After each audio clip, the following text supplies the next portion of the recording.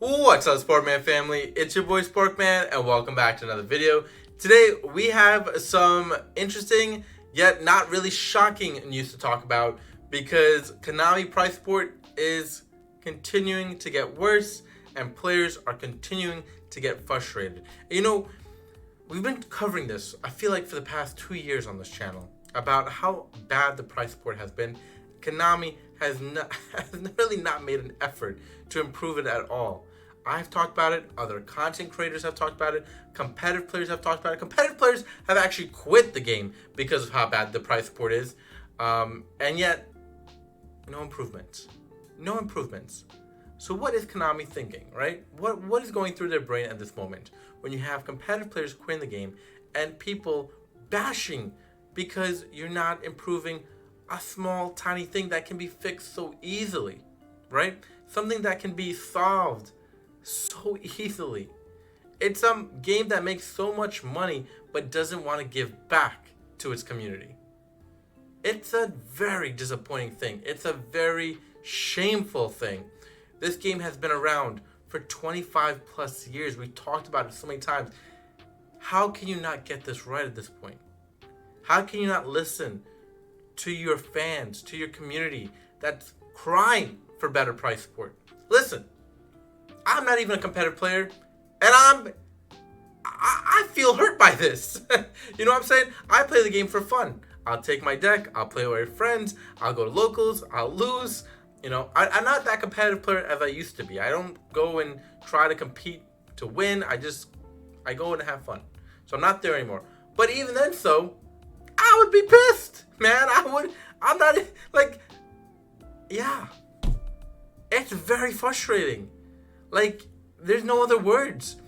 Jesse Kotton, who came in top 8 at this past week in Las Vegas, YCSN, this man comes in top all the time. He's doing his thing.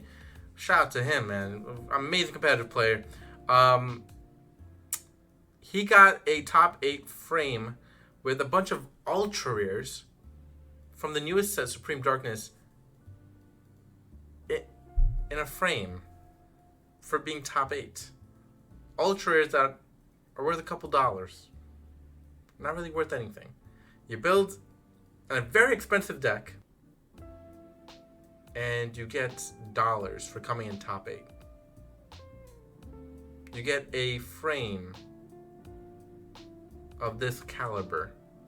No QCRs, by the way. They couldn't fill it with QCRs because maybe the machine wasn't working? What's going on? Like, you can't even put one QCR in. You can't put even one cheap QCR in this frame. You're telling me in this frame that you're giving out is just a bunch of ultra rares? How do you think players are going to react? How do you think they're going to feel? This is bad publicity. Like, there's no other way of going about this. Like, this is terrible. People who see this, people who talk about it, people who are entering the game, that are trying to enter the game, and they see this type of stuff, they're like, ooh, wrong TCG. Maybe we should go and look at another TCG. This is how you lose avenue of people wanting to join the game, because when they see stuff like this, they're like, well, there's a lot of people in the community bashing price support. Seems that there's not really that great price support. Should I be really creating an expensive deck to go play at a competitive level? Why not just go and play Pokemon? Why not go and play Magic? Why not go and play this card game? Right? We'll get better price support in that card game.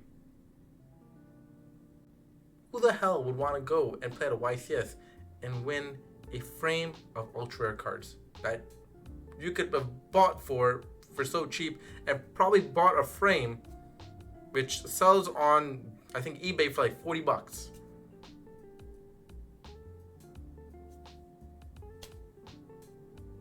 Come on, man. It's not that hard to figure this out. Like, it's not that hard.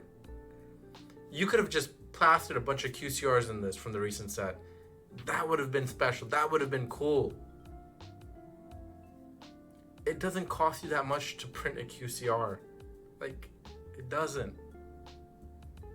Like, man, just go the extra mile, just a little bit. Ultra rares? Are you kidding me? Like, actually. Yeah, man. Jesse Kotton, I respect him, spoke out, as he should, and just left it there. He said, whoever wants it can take it. I gotta go eat. I'm not taking this with me. It's not worth my time or space. He's got it right. He's got it right. Who the hell would want that?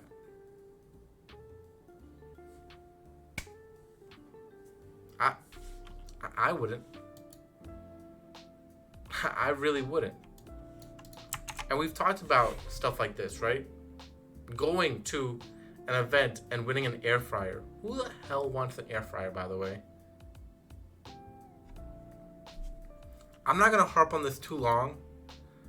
And I make this like a 20-minute video because I think we all understand how dysfunctional Konami is and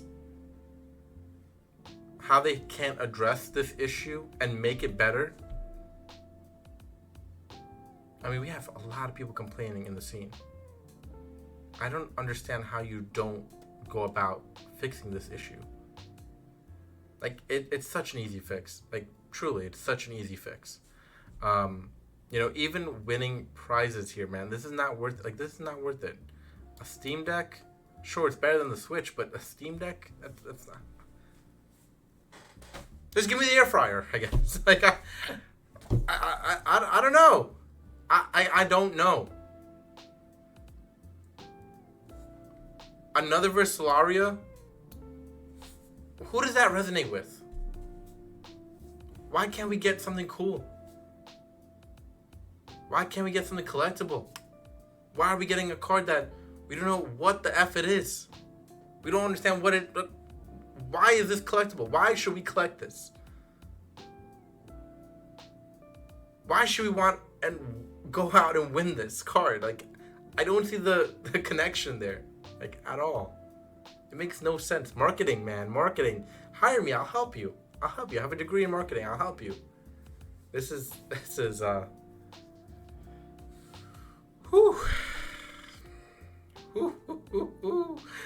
Who's ever running Konami and the marketing team, I've said it again and I'll say it again, fire them. Like, fire them. They're terrible. They don't know how to market this game. They don't know how to speak to their audience. They don't know how to communicate. They don't know how to do anything.